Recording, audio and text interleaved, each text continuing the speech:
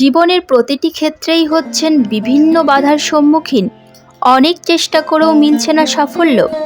বিশেষ একটি উপায় করলে যে কোনো সমস্যা থেকে মুক্তি পেতে পারেন। জীবনের সমস্যা কাটানো এবং সফল হওয়ার জন্য রাতে শোয়ার আগে বিশেষ একটি জিনিস বালিশের নিচে রাখলে আপনাদের সাফল্য নিশ্চিত। নমস্কার, কৃষ্ণকথাতে আপনাদের সবাইকে স্বাগত।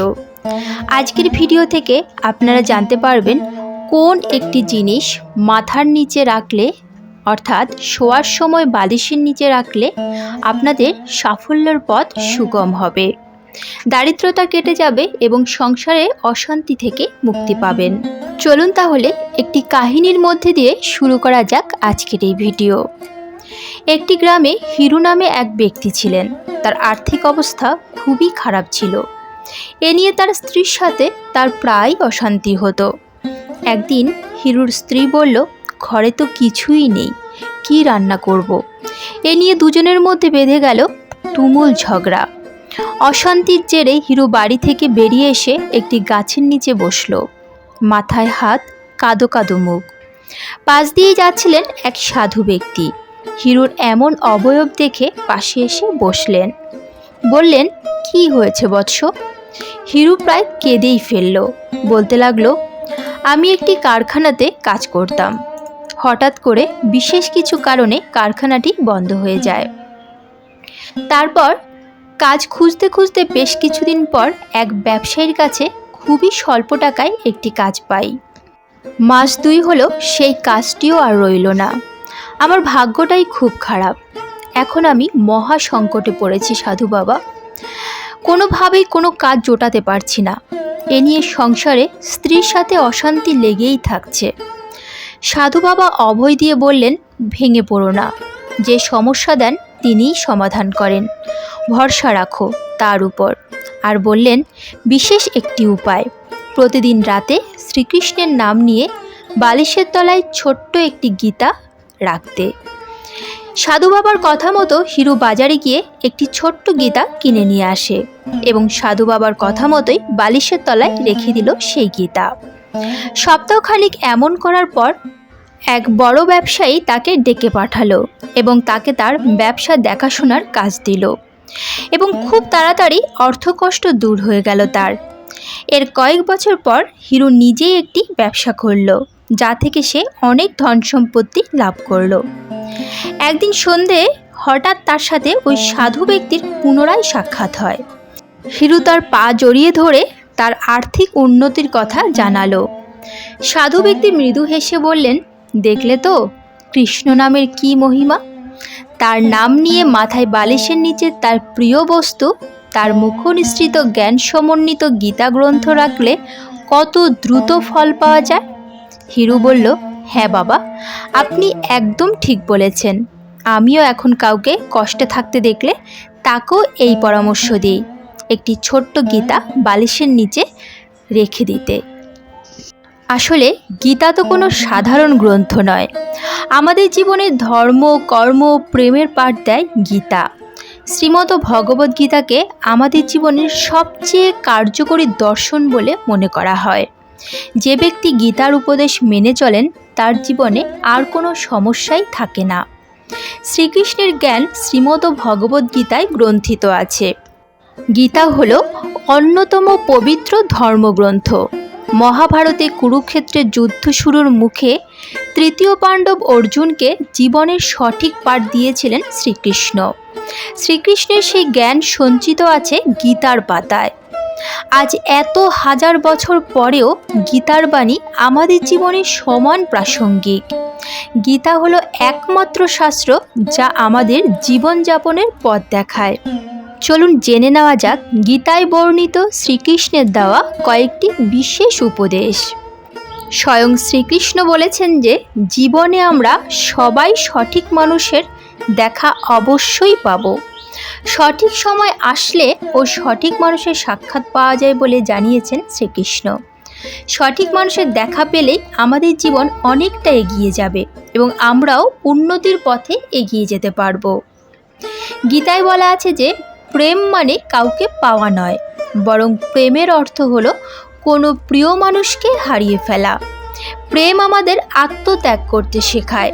ভালোবাসা আমাদের কোনো কিছু কেড়ে নিতে বা দাবি করতে শেখায় না, বরং ভালোবাসা আমাদের শেখায় কিভাবে নিজের সব কিছু উজাড় করে দিতে হয়।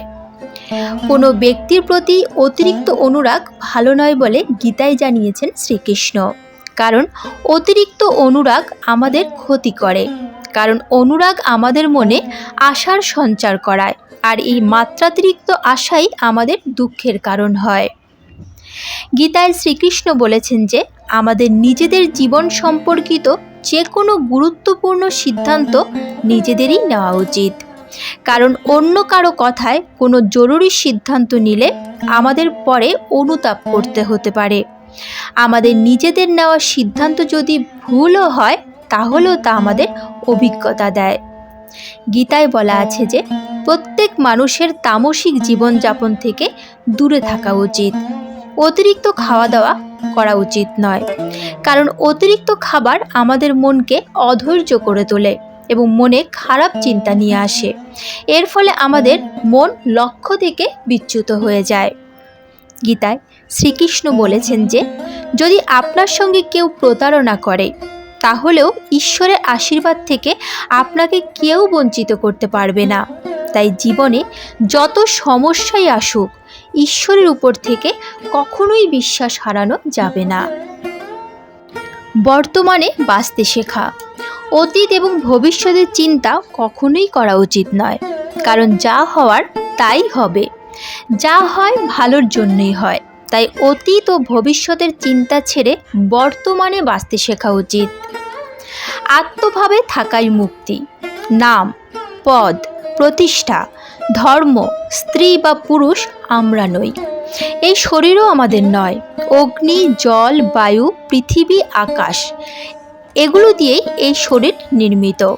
অবশেষে এই পঞ্চভূতে বিলীন হবে, কিন্তু আত্মা স্থির। আমরা আত্মা। আত্মা কখনো মরে না। আত্মার জন্ম বা মৃত্যুও হয় না। আত্মভাবে থাকাই হলো মুক্তি। সমস্ত কিছুই পরিবর্তনশীল। পরিবর্তন সংসারের নিয়ম। এখানে সমস্ত কিছুই পরিবর্তনশীল। তাই সুখ, দুঃখ, লাভ, ক্ষতি, জয়, পরাজয়, মান, অপমান ইত্যাদির মধ্যে একটি স্থানে অবস্থিত থেকে জীবন উপভোগ করা উচিত। রাগ শত্রুর সমান। নিজের রাগ নিয়ন্ত্রণে রাখুন। রাগের ফলে ভ্রম সৃষ্টি হয়। এই ভ্রম বুদ্ধিকে বিচলিত করে তোলে। এর ফলে বুদ্ধি নাশ হয়। ব্যক্তি পতনের দিকে অগ্রসর হতে শুরু করে। রাগ, কামনা বাসনা, ভয় এগুলো হচ্ছে আমাদের পরম শত্রু। ঈশ্বরের প্রতি সমর্পিত থাকুন। নিজেকে ঈশ্বরের চরণে নিবেদন করে দিন। ঈশ্বর আমাদের রক্ষা করবেন এবং আমরা দুঃখ, ভয়, চিন্তা, শোক ও বন্ধন থেকে মুক্ত হতে পারব। দৃষ্টিকোণ শুদ্ধ রাখুন। নিজের দৃষ্টিকোণ শুদ্ধ রাখতে হবে। জ্ঞান ও কর্মকে এক রূপে দেখতে হবে। এর ফলে আমাদের দৃষ্টিকোণে পরিবর্তন আসবে। মন শান্ত রাখুন। অশান্ত মনকে শান্ত করার জন্য অভ্যাস ও বৈরাগ্যকে নিজের মনে পাকাপোক্ত স্থান দিন। না হলে অনিয়ন্ত্রিত মন আমাদের শত্রুতে পরিণত হবে। কাজ করার আগে বিচার করুন। আমরা যে কর্মই করি না কেন তার ফল আমাদেরই ভোগ করতে হয়। তাই কর্ম করার আগে বিচার করা উচিত। নিজের কাজ করুন। অন্য কারো কাজ পূর্ণ করার চেয়ে ভালো নিজের কাজ করুন। অপূর্ণ হলেও ব্যক্তিকে নিজের কাজই করা উচিত। মমত্বকে জীবিত রাখুন। সকলের প্রতি মমতা সমস্ত কাজে কুশলতা ও দুঃখরূপী সংসার থেকে বিয়োগের নামই হলো যোগ। আজকের মতো ভিডিওটি এখানেই শেষ করলাম। আশা করি আপনাদের ভালো লেগেছে।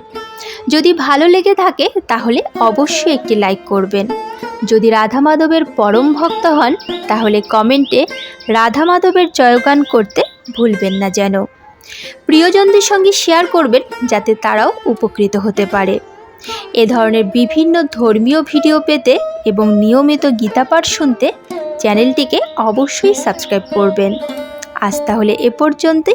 দেখা হচ্ছে পরবর্তী ভিডিওতে। ভালো থাকবেন, সুস্থ থাকবেন। জয় শ্রীকৃষ্ণ। রাধে রাধে।